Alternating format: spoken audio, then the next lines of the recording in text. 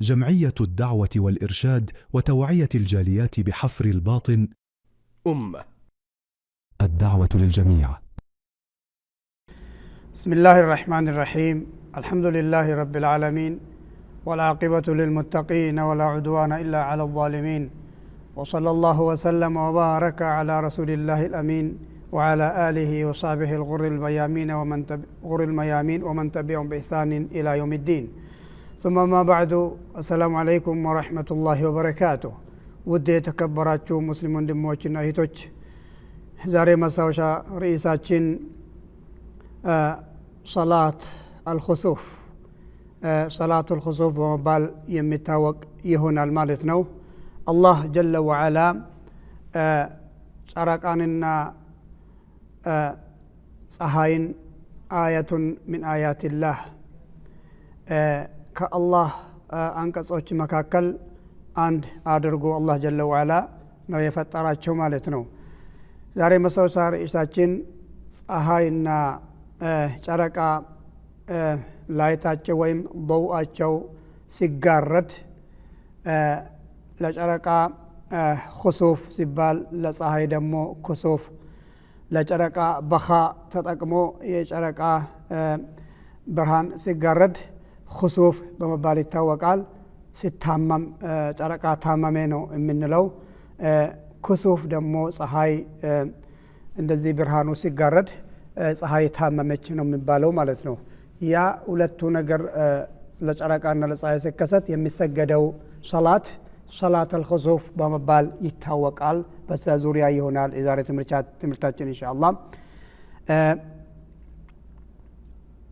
ሁክሙ ሱና ሙአከዳ በጣም የተካበደ ሱና፣ እንደገና ሱና ሙስተሐባ በጣም የተወደደ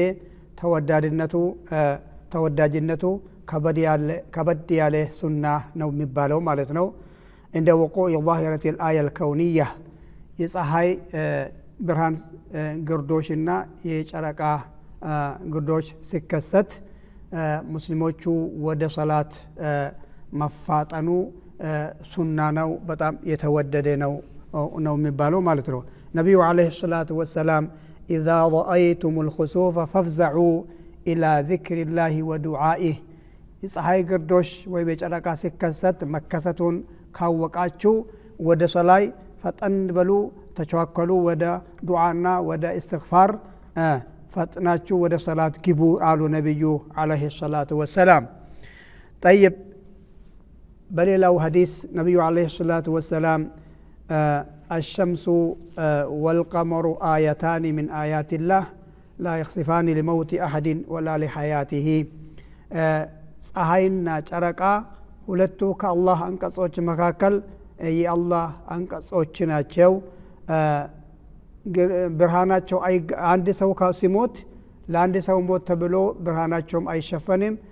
አንድ ሰው ሲወለድም አንድ ሰው ተወለደ ተብሎ ነብይ ልጅም ነብይም ቢሆንም ወልይም ቢሆንም ስለተወለደ ወይ ስለሲሞተ ፀሐይ ጨረቃ ብርሃናቸው የሚጋረድ አይደለም። አላህ ጀለ ወዐላ ሁለቱም ከአንቀጾቹ መካከል አድርጎ ስለፈጠራቸው ነው አሉ ነብዩ አለይሂ ሰላቱ ወሰላም። አንዳንድ ሰዎች የሳይንስ ሰዎች አስቀድሞ ያውቃሉ ይሄ ሳይንሳዊ ነገር ነው ተፈጥሯዊ ነገር ነውና ሰዎቹ ለምንድነው የሚጨነቁት ለምንድነው የሚፈሩት ብሎ ይሄንን ፀሐይ ግርዶሽና ጨረቃ ግርዶሽን ማሳነስ ይሞክራሉ ማለት ነው።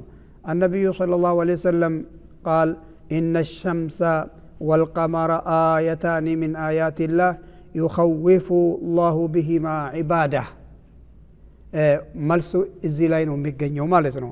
إن الشمس ፀሐይ والقمر ጨረቃ آيتان من آيات الله ከአላህ አንቀጾች መካከል ትልልቅ አያቶች ወይም አላህ አንድ መሆኑን አያሉ ጌታ ሁሉም ነገር ቻይ የሆነ መሆኑን ከሚያሳዩ አንቀጾች መካከል ናቸው። يخوف الله بهما عباده የሁለቱን ብርሃን በመሸፈን ሰዎችን ያስፈራራቸዋል፣ ያስደነግጣቸዋል።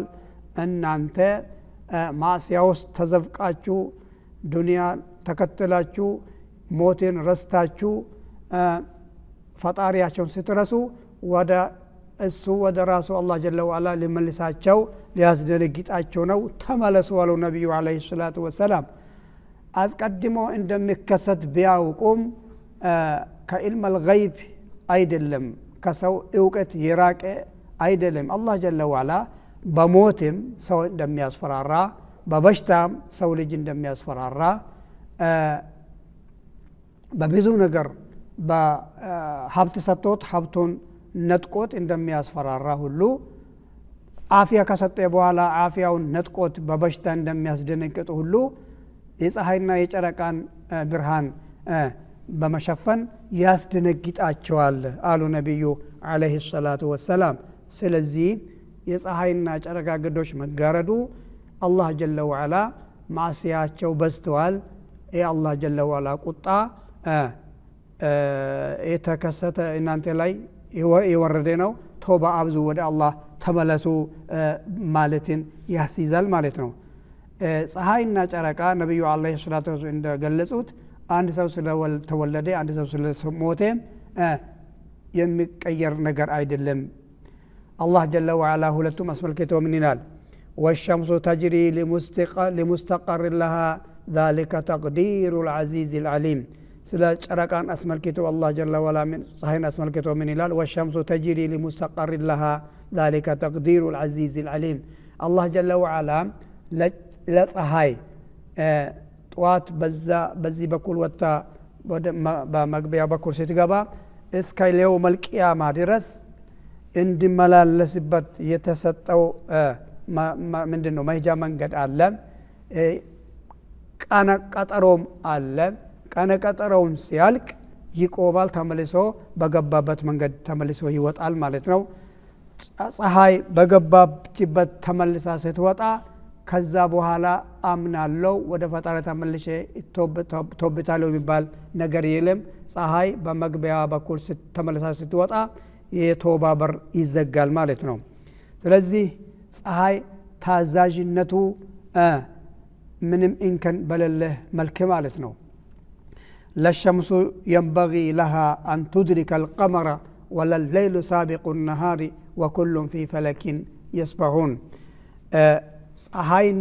ፀሐይ ሲንቀሳቀስ ጨረቃ ጋር የሚቀላቀልበት ምንም አንድም ጉዳይ የለም። እንደዚሁ ፀሐይ በመሄድበት መንገድ ላይ የራሱ ፈለክ ውስጥ ይንቀሳቀሳል፣ ጨረቃም የራሱ ፈለክ ውስጥ ነው የሚንቀሳቀሰው። ወለለይሉ ሳቢቁ ነሃር፣ ቀን ሌሊት ቀድሞም አይቅም፣ ሌሊትም ቀን ላይ አይቀድምም። ኩሉም ጨረቃም ፀሐይ ቀንና ሌሊት ፊ ፈለኪን የስበሑን በተሰጣቸው መንቀሳቀሻ ቦታ ውስጥ ይንቀሳቀሳሉ። ሁሉም የአላህ ባሪያዎች ናቸው ማለት ነው። ጨረቃም ሆነ ፀሐይ፣ ሌሊትም ሆነ ቀን ምርጥ የአላህ ፍጡር የአላህ ታዛዥ ባሪያ ናቸው ማለት ነው። ሱብሓነላህ። ይሄው ከውን ውስጥ ዩኒቨርስ ውስጥ አላህንን የሚወነጅል እንስና ጅን ብቻ ነው። ከአላህ ትእዛዝ የሚያፈነግጥ ጅንና እንስ ብቻ ነው ማለት ነው። የኛ በግ ጠጥቶ ሲሰክር አይተን አናቅም። አህያ ጠጥቶ ሲሰክር አይተን አናቅም። አህያ እቃን ለመጓጓዝ ነው የተፈጠረው። እቃን ይዞ ይጓዛል እምቢ ብሎ አያቅም። በግ፣ ፍየል፣ ላሞች አገልግሎት ለመስጠት እንጂ አምጾ አንታረድም አንበላም ብሎም አያውቁም። ሰው ልጅ ግን ሱብሓነላህ ስገድ ተብሎ አይሰግድም። አንድ አላህን ብቻ አምልክ ተብሎ ሲታዘዝ አላህን ትቶ ሌላ ፍጡርን ያመልካል። ስለዚህ ኡላኢከ ከልአንዓሚ በልሁም አضል፣ እነዛ ልክ እንስሳ ናቸው። እንስሳ ታዛዥ ፍጡር ነው፣ ግን እነሱ ከእንስሳ በታችም ናቸው ብሎ አላህ ጀለ ወዐላ ይገልጻቸዋል ማለት ነው።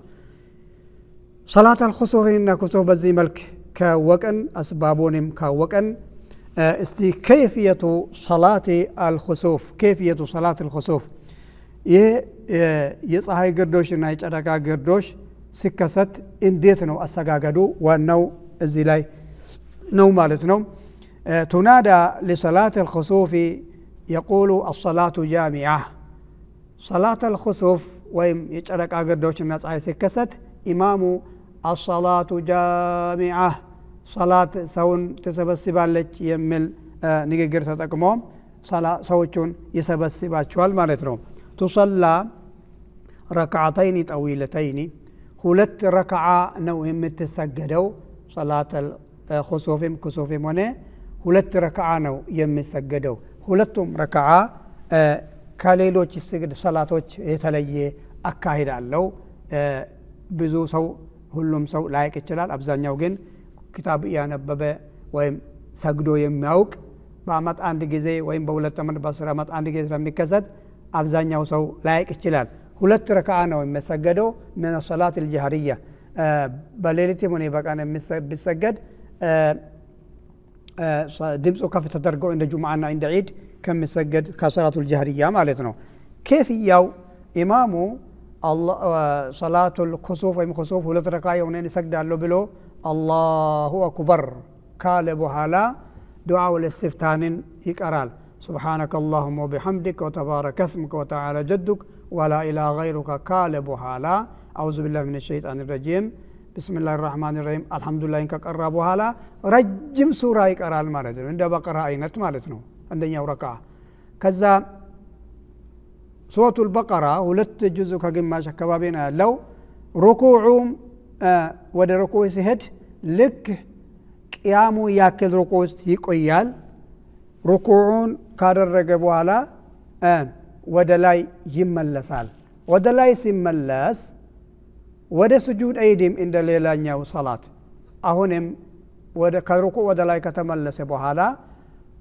ፋቲሃን ከቀራ በኋላ ረጅም ሱራን ይቀራል ሱራው ደግሞ ከመጀመሪያው ትንሽ አነስ ያለ ማለት ነው ሁለት መቆም አለ ወደ ስጁድ ሳይሄድ ሁለት ጊዜ ፋቲሃና ቀራ ሁለት ጊዜ ሱራን ቀራ ማለት ነው ሁለተኛው ቂያም ላይ ረጅሙም ሱራ እንደጨረሰ ሩኩዕ ይሄዳል ሩኩዕ ከሄደ በኋላ አሁን ወደ ስጁድ ይወርዳል ስጁዱም እንደ ቂያሙ ያስረዝማል እዛው ስጁድ ውስጥ ዱዓ ያበዛል እስከ እንደ ቂያም ለምሳሌ ሁለተኛው ቂያም ላይ ሱረቱል ካህፍን ቀርቶ ከሆነ ሱረቱል ካህፍን የሚቀራበት ጊዜ ስጁድ ይቆያል ማለት ነው ረጅም ስጁዱን ያስረዝማል ከስጁድ ከፍ ካለ በኋላ ስጁዱ መካከል የሚቀመጠው መቀመጥ ውስጥ ያስረዝማል ዱዓን የቀረ ዱዓን ያበዛል ማለት ነው ሁለተኛው ስጁድ ያደርጋል